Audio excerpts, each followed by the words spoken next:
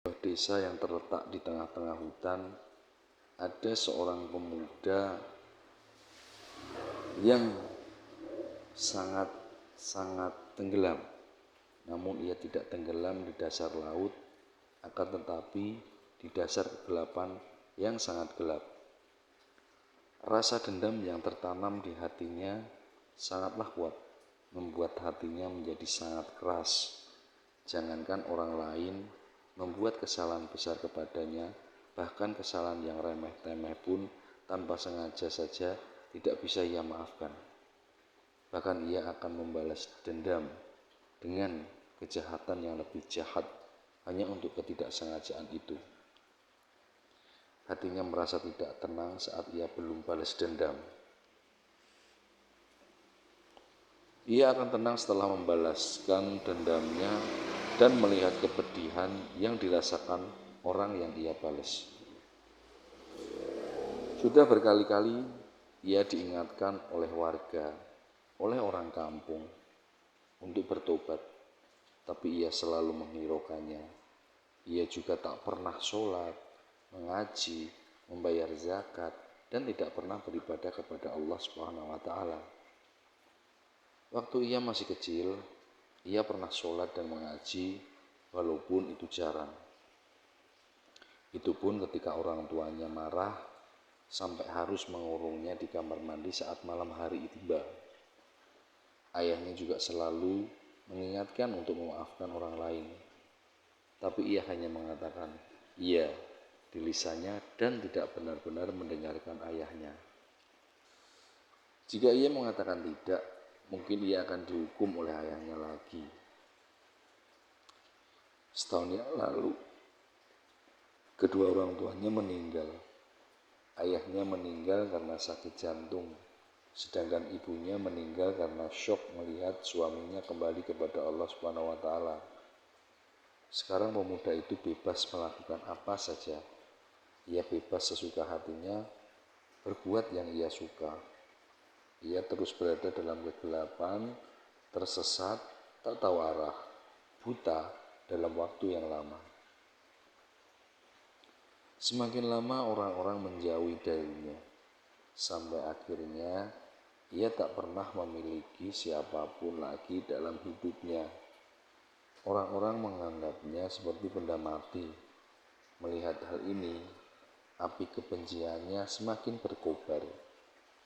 Ia membakar semua rumah warga sampai tak tersisa apapun kecuali harta benda yang sudah dibawa pergi oleh warga. Semua warga desa itu pergi menyebar ke suatu tempat untuk memulai hidup baru tanpa seorang pemuda pendendam ini. Pemuda ini hidup sendiri di kampung itu, mencari makan sendiri, memperbaiki rumah sendiri. Semua ia lakukan seorang diri. Ketika malam tiba, ia selalu menatap ke langit melihat keindahan dunia. Ia melihat begitu indahnya langit malam dengan bintang yang menyebar luas di langit. Pada suatu malam ia sangat merasa kesepian dan tak pernah merasa sesepi itu. Ia melihat bintang-bintang yang banyak mulai tertutup oleh awan. Satu bintang yang belum tertutup oleh awan dilihat pemuda itu dengan sangat seksama. Tapi akhirnya bintang itu tertutup oleh awan yang siap menurunkan hujan. Malam itu sangat gelap seperti dirinya yang tenggelam oleh kegelapan. Hujan turun dengan sangat deras. Pemuda itu masuk ke rumah kecil dan menghidupkan sebuah lilin.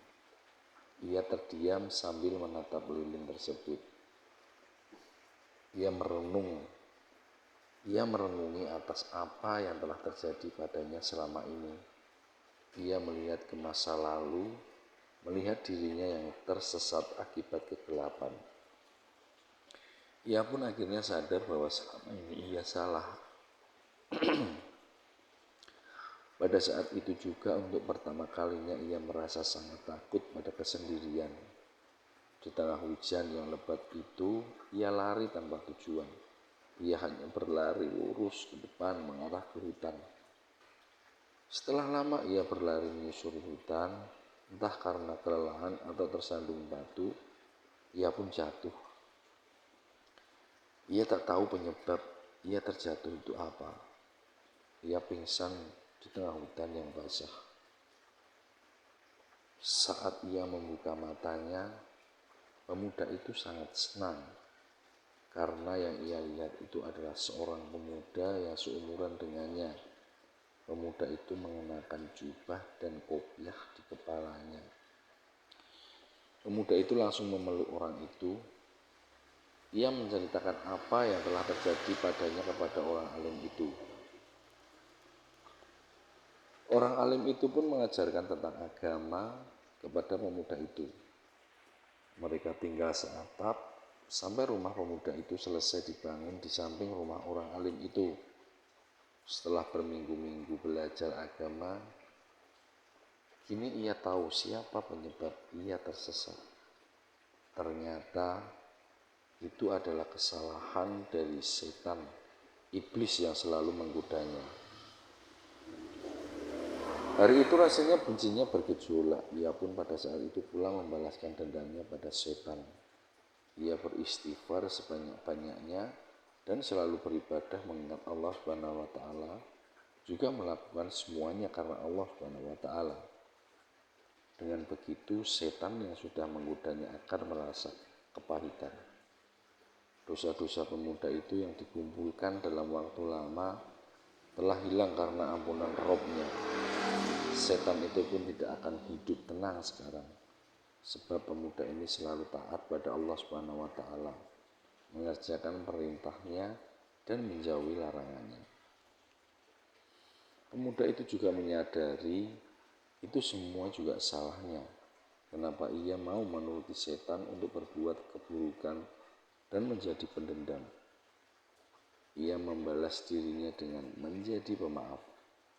Sekarang ia tidak akan dendam lagi pada orang lain, tapi ia akan memaafkan orang tersebut. Disinilah di kampung baru ini ia memulai hidup yang baru. Kedua pemuda sebaya itu beribadah kepada Allah Subhanahu wa taala bersama-sama. Mulai sekarang pemuda itu tidak kesepian lagi dan hidupnya menjadi terang dan indah seperti bintang-bintang yang bertaburan di langit malam. Benci tidak selamanya buruk. Bila yang dibenci adalah keburukan, membantu tidak selamanya baik. Bila yang dibantu itu adalah kejahatan.